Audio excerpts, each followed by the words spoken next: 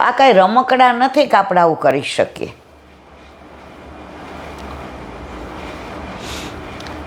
મેં તો સૌરાષ્ટ્રમાં ક્યાંય આવું બધું જોયું જ નથી. પ્રભુ પુષ્ટ થઈને આવ્યા પછી આવું કરાય જ નહીં. અરે સૌરાષ્ટ્રમાં ઘણા વૈષ્ણવ જોયા છે. પુષ્ટ કરાવે પછી તાળું ન મારે, કોઈ ઘરમાં હોય તો જ જાય. વચ્ચે મેં અઠવાડિયા પહેલાં જ પ્રસંગ કીધો હતો. એને દીકરાની જાનમાં નહોતા ગયા એકને, ના હોય એ કે વેવાય પેલા કે આપણા ઘરે બિરાજે છે. એ કે ના, મારા લાલા લગ્ન કરીશ એટલે જાનમાં જઈશ.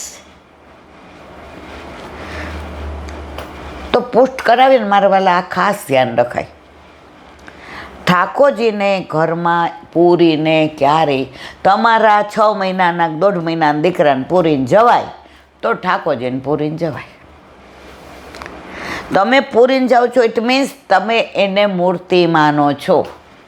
જે બજારમાં હોય છે દુકાનમાં, અને દુકાનવાળો રોજ તાળો મંગળ કરે અને સવારે ખોલે, મૂર્તિ છે એટલે કરી શકે. તો તમે મૂર્તિ માનીને કે કોકની દુકાનમાં છે, પણ પ્રભુ તો સાક્ષાત છે જ. જતાવી દીધું કે હું એકલો છું. આ પાણીનું ન થયું હોત તો ઘર ખોલત.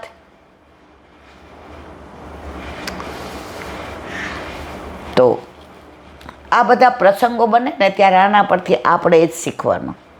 આમાં પ્રભુને શ્રમ પડે એવું ક્યારેય કરાય નહીં. બોલો વલ્લભાથી બ્રજ વિહાર.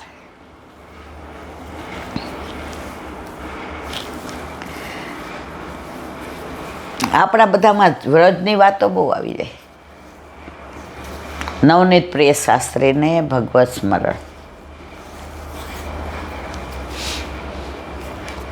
આપણે ભણતા હોઈએ ને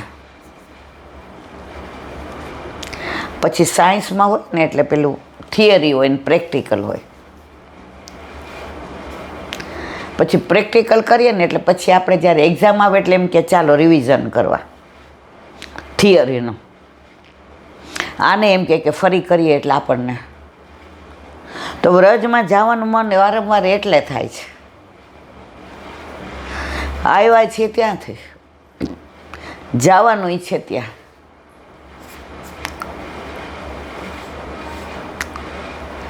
અને એ પણ આપણે ઈચ્છીએ તો ન જવાય.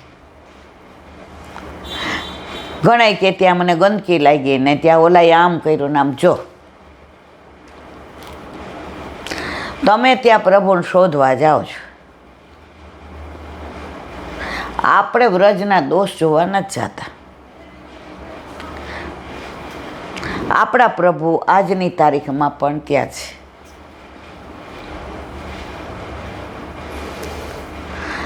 આજે જ મેં કોકનું સાંભળ્યું એમાં કે આ વ્રજ એ છે જ્યાં ઠાકોરજી ઉઘાડા ચરણે ચાલ્યા છે. ગાયો ઉઘાડા ચરણે ચરાવી છે અને ભાખોડિયા ભર શીખા ને તો ચાલતા હતા તો ચરણમાં રજ ભરાણીને એ અંગૂઠો મુખમાં મૂક્યો, એ રજ મોઢામાં ગઈ, એ અંગૂઠો ભીનો થયો અધરામૃતથી અને પાછો નીચે મૂક્યો. તો આ વ્રજની રજ પ્રભુના અધરામૃત છે મારા વાલા. ત્યાં દોષ જોવા જવાના.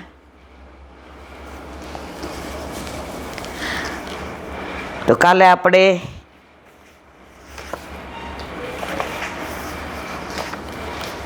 વત્સવનથી વૃંદાવન, હવે આવ્યા ભદ્રવન. બચવનથી યમુનાજીમાં ઉતરતા સામે પાડે થોડે દોરાવન છે. પહેલાં તો યમુનાજી બધે હતા, હવે કેવા તિરોહિત થયા છે. ગિરિરાજ બાવા કેટલા અંદર વયા ગયા છે. જે પ્રમાણે કીધું હતું કે તલ ભાર ઘટશો, અને ખરેખર ઘટી રહ્યા છે.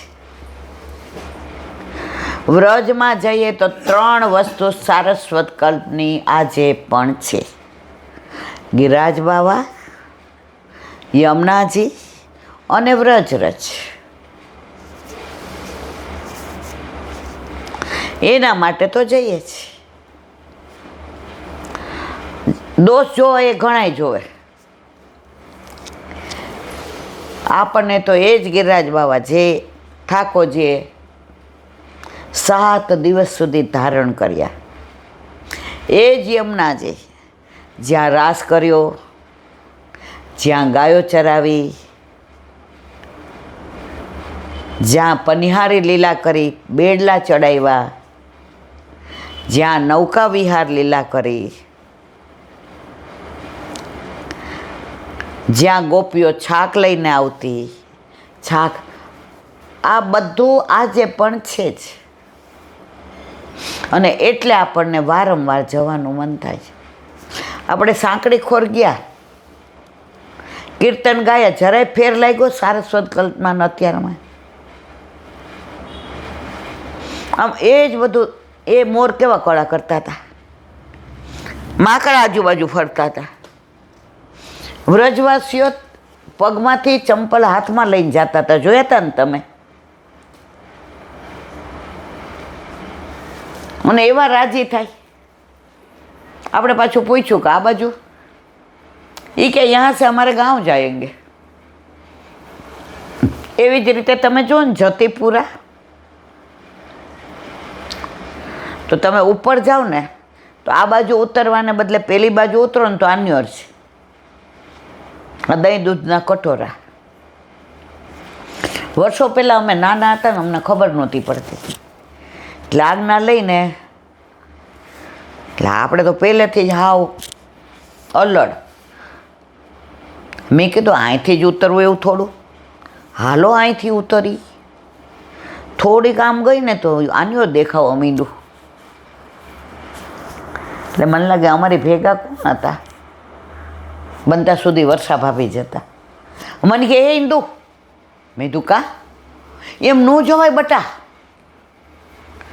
આપણે એક જ વાર અવાય ને, આપણે આજ્ઞા લીધી છે ને અહીંથી જ ઉતરાય.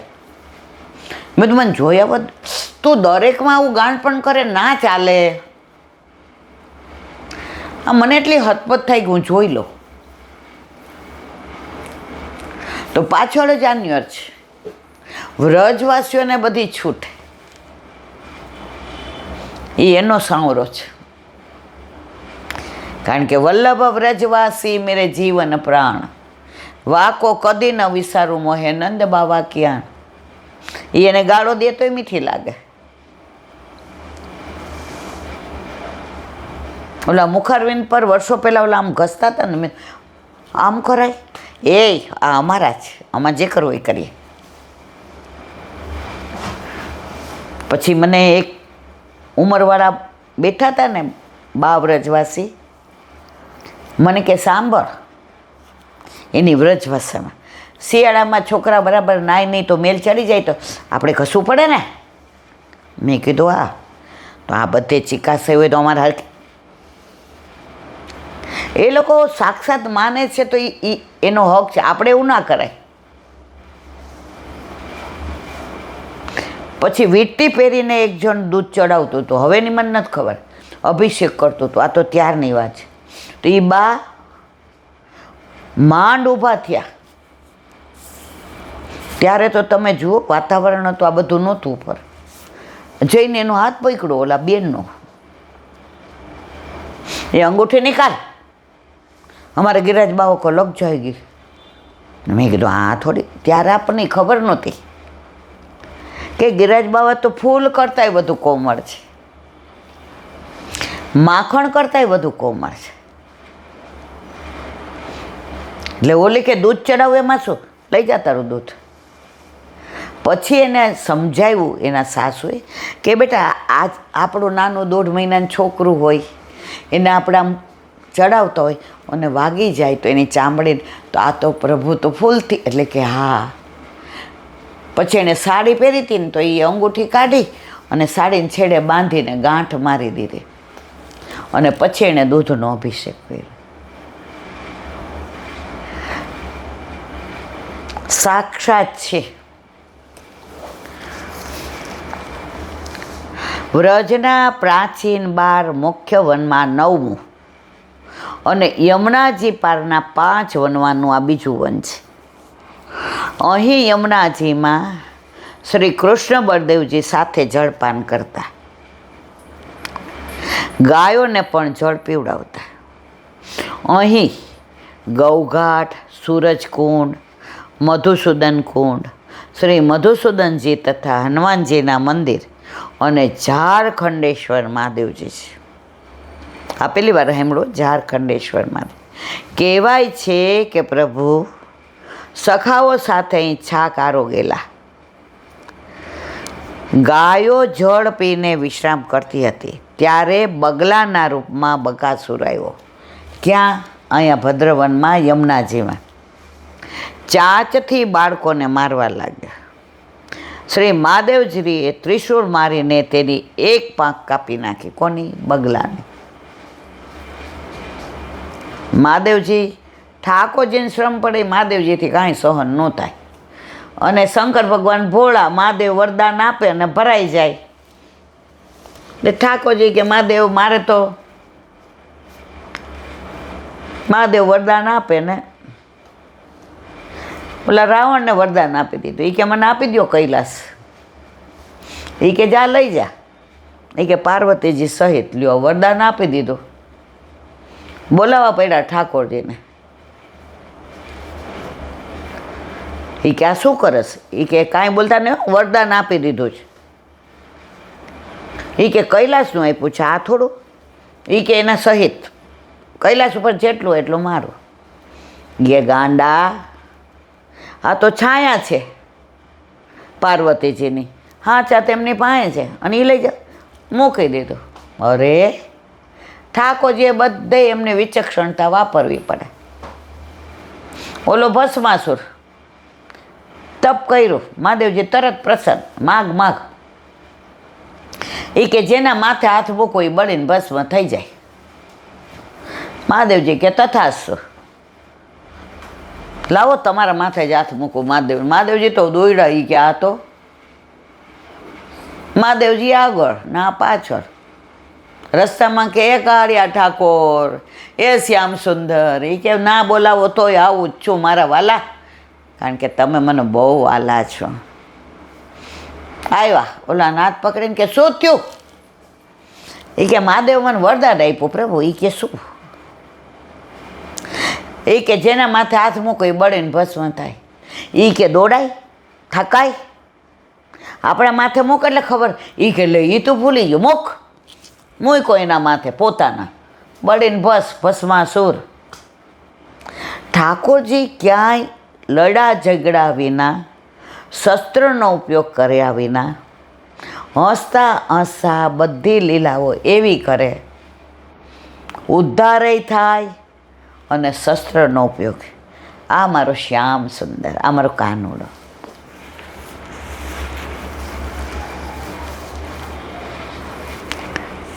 શક્તિ દેવીએ તલવારથી એક પગ કાપ્યો. વાયુયામ કાંઈ ન કરી શક્યા. બધાના પ્રયત્ન છતાં અસુર મર્યો નહીં. પ્રભુએ પધારીને તેને દાંતણની જેમ ચીરી નાખ્યો. શંકર ભગવાને એક પાંખ કાપી, શક્તિએ તલવારથી. પણ આ તો એવો અસુર હતો, એને વરદાન હતો કે કોઈ ચીરી નાખે તો જ મરે. પ્રભુ કે આવી ગયો. એટલે દાંતણના આપણે નહીં, નાના હતા ને ત્યારે આપણને કોઈને, તમે જુઓ આટલા દાંતના દવાખાના નહોતા, આટલા દાંતના ડૉક્ટરો જ નહોતા, કારણ કે આપણે બધા હવાર દાંતણ જ કરતા અને એની બે ચીરી કરીને ઓલ ઉતારતા. એટલે કોઈ રોગે ન થાય. ઓલો લીમડાનો રસ અને દાંત તો બધાયના ધોળા ફૂલ, કોઈના હળી ન જાય. કોઈને રૂડ કેનાલ સાંભળી હતી? અરે 50-60 વર્ષ પહેલાં તો દાઢ પડાવવી પડે એટલે ઘરના બધાને ભેગા કર. મને યાદ છે મારા કાકા દાપણની દાઢ એવી દુખે અને હું 9માં હતી ને સૌથી મોટી સ્કૂલે હતી. ડૉક્ટરે કીધું અત્યારે જ કાઢવી પડશે. હવે ત્યારે તો ઇન્જેક્શન દે ને બેભાન ને. મારી બેબીને બોલાવો હવે સ્કૂલે. આમ બધાય મૂંઝાઈ ગયા કે આ ઓપરેશન કાઢવું આટલું અઘરું હતું. પહેલાં દાંતણ કરતા, હવે તો આ બધું જો સ્વદેશીનો કેમ આગ્રહ રાખવાનો. આજે સ્વદેશી દાંતણ હતા ત્યાં સુધી દાંતની તકલીફ હતી બધાને, પછી ફોરેનનું પેસ્ટ. હવે એ બ્રશ મહિનો વાપરે, મહિનો તો એ ગંધારું કરેલું પાછું રાખો તો અમે કરીએ છીએ કે આપણે ઓછા નથી. હવે દાંતણ મળતા જ નથી. ધીમે ધીમે તો આપણે ફોરેનમાં એવા પડી ગયા છીએ, દાંતણ જ બંધ થઈ ગયા. પહેલાં તો સવારમાં સાંજે દાંતણવાળી આવા જ જાય, વાળું લઈ જાય અને દાંતણ આવે એટલે બહાર મારી બાતો પાણીમાં પલાળાવે, પાછું કે અંદર નહીં. એટલે સવારમાં ઉઠ્યા જો વહેલા ઉઠીએ તો પતલું આપણા ભાગે આવે, નહીં તો જાડું આવે, એટલે ચાવતા વાર. એટલે આપણે તો ઓછા નહીં. બા ઉઠે ને એટલે દાંતણ પતલું ગોતીને મૂકીને ઓછી કે નીચે મૂકીને હોઈ જવાનું. બા સવાર ઉઠાડ પછી તારા ભાગે જાડું દાંતણ, હવે ઊભી થા. મનમાં કીધું મેં તો લઈ લીધો છે. તો સ્વદેશીનો આગ્રહ એટલે જ રાખવાનો ને. આજે પેલા રોટલા ને પેલા ઓર્ગેનિક નામ જ નહોતું, ઓર્ગેનિક જ હતું. આવા યુરિયાન ફોરિયાન ખાતરને એવી ઓલી દવા બધા ફેંકી દે ને સમુદ્રમાં ફોરેનવાળા, એ આપણે છાંટીએ અને પાછા એવા ઇન્જેક્શન દઈએ કે ફ્લાવરે આવડા થાય. એ ગાયને ઇન્જેક્શન દે એટલે દૂધ અરર. એ બધું આપણે પીએ એટલે પછી આપણે બધા દવાખાને જવું જ પડે ને. પછી ડૉક્ટર કે કેન્સર, કિડનીમાં તકલીફ, હાર્ટ. પેલા ક્યાં આવું હતું?